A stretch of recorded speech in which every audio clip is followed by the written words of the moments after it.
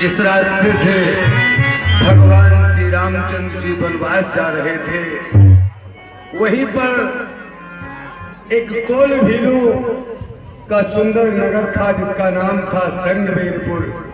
वहां का राजा स्वयं भगवान को आकर के मिलता है। प्रभु,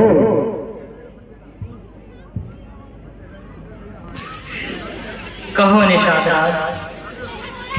अभी निषाद राज की इच्छा है कि भगवान आप हमारे नगर में चले। मैं आपके और आपके भाई और जो आपके साथ में है उनकी मैं सेवा करूंगा। और स्वामी, मेरी इच्छा है, क्योंकि आप बहुत कोमल हैं, इसलिए जंगलों में मत भ्रमण करें, हमारे नगर में चले। हमारी और आपके इस दास की ये इच्छा है। नहीं निषाद राज, हम आपके साथ नहीं चल सकते। तो ठीक है भगवान, ये जो कंदमूल फल है आप स्वीकार करें, और अगर आप हमारे नगर में नहीं जाएंगे तो ये सेवक भी आपके साथ जंगल में रह करके आपकी सेवा करेगा। भगवान,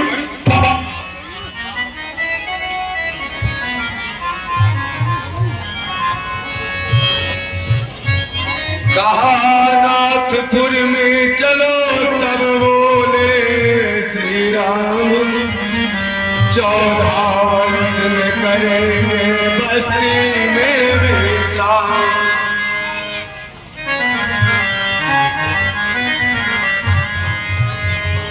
मौन हो गए दयानिधि, मानो है स्वीकार, सीमा हो जब प्रेम की तलवार। इस प्रकार दिन ढल गया, हुआ निशा का काल। एक वृक्ष की छाह में लेटे दीन दयाल। पृथ्वी का पलंग बनाया है, जिस पर मानो का दीवार है।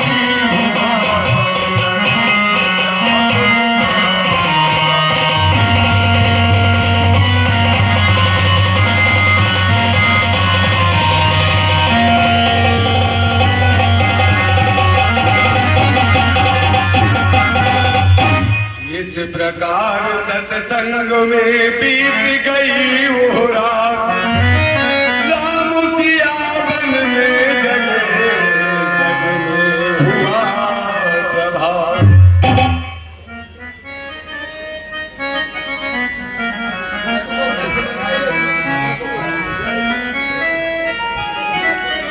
मगवा करवट का दूध वही,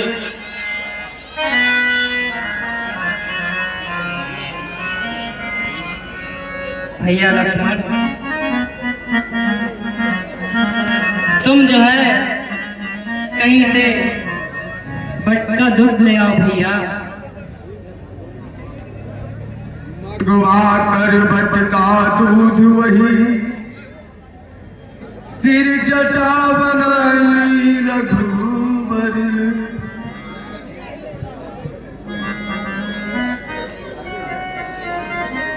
मानो साथ बदलियां उठाई रघुबर ने। इन दोनों ही राजाओं में त्रिभुवन का राजा रहता है। बस्ती में कभी दमकता है, जंगल में कभी महकता है। जटाजूट ही क्या सभी सजे बनों के साज। अवध बिहारी बन गए विपिन बिहारिया। बोलिए विपिन बिहारी की। देख दसाए उस समय हुआ सुमंत अधीर। हाथ बांध कहने लगा सुनो राम रघुवीर। हे विधाता,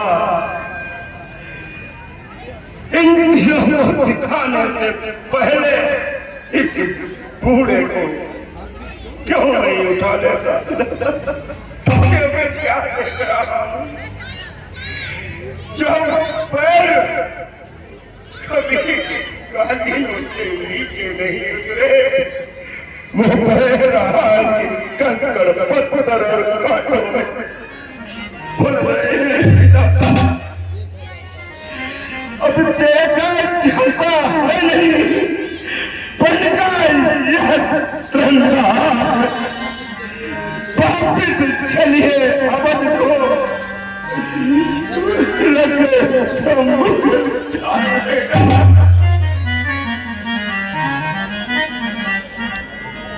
हो कई कहते ही किया गया। बलवीर सरकार विराज चुके, बहुत तेरे हृदय गगन में प्रभु, पर थानों केवल काट चुके बेटा। हाँ बेटा, अब चलिए महलों को चलिए। जनता जीवित हो जाएगी, अपने राजा को सम्मुख देख। अब वही मुकुट पहनाएगी बेटा। प्रभु बोले बात अब बहुत हो गई दूर। पीछे फिरते हैं नहीं सती सिंह या सूर।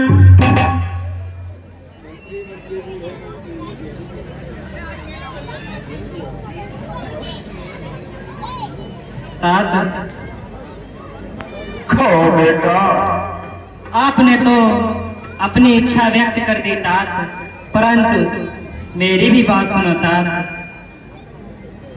मंत्री मंत्री बूढ़े मंत्री, यदि हमको आप चाहते हैं,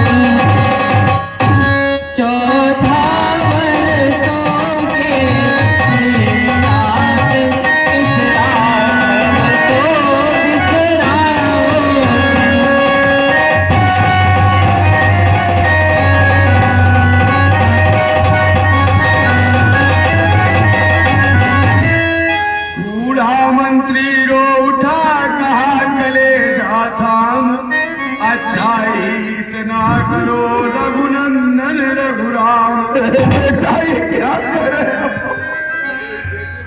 इस बूढ़े को अयोध्या वापस जाने को बोल रहे हो, लेकिन महाराज ने इस बूढ़े मंत्री को आदेश दिया था कि तुम तीनों को वन विहार करा करके अयोध्या वापस लाए, और तुम कह रहे हो कि घर वापस जाओ बेटा।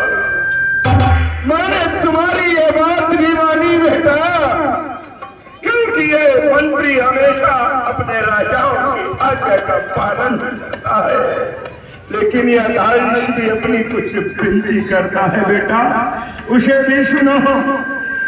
वैदेही बेटी खोवन में रोता हम देख नहीं सकते, पत्तों पर और कुशाओं पर सोता हम देख नहीं सकते बेटा, इसलिए इन्हीं को लौटा कर कुछ प्राण दीजिए कौशल को।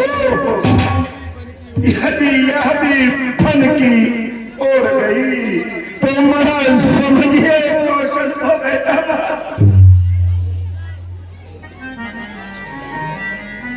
इतने में बोले लखन जहाँ नहीं है न्याय, ऐसे राजा के यहाँ कौन लौट कर जाए। हे मंत्री भर, बेटा लक्ष्मण, मैं भी आपसे कुछ कहना चाहता हूँ मंत्री भर। कहो बेटा। कहना माता कैकेयी से घी के चिराग जलवाएंगे, हम काटे थे तो निकल गए निष्कंटक राज।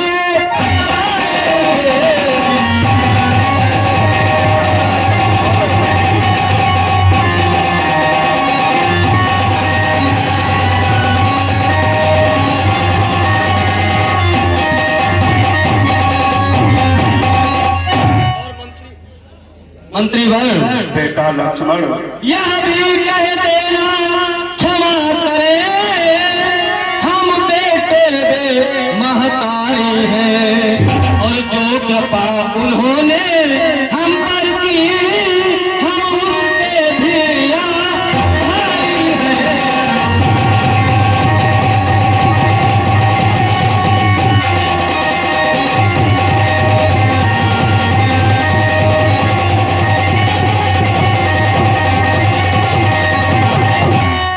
अब मीठे रस के भरे सीधे सच्चे बैन, बोले मंत्री राज से रघुपति करुणा ऐन। अरे तात, कहो बेटा। ये तो छोटा है, कुछ भी बोलता है, परंतु तात आप मेरी बात सुनो। कहो बेटा, क्या कहना चाह रहे हो। दिल की तख्ती पर छोटे के वचनों को ना लिखने, सौगंध तुम्हें है केवल इतना कह देना।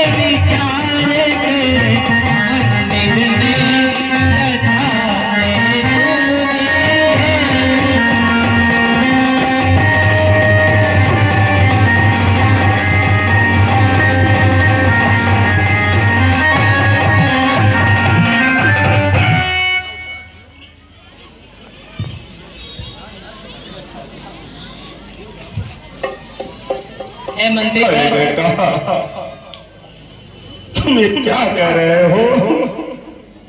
इस बूढ़े मंत्री के अयोध्या की तरफ कैसे चलेंगे बेटा? तात बेटा अब जो है आप शीघ्र अतिशीघ्र महलों की तरफ प्रस्थान करें तात, और हमें आज्ञा दे कि हम अपने वनों की ओर प्रस्थान करें तात। अरे बेटा ये कहकर उठे भक्त वत्सल, फिर हृदय लगाया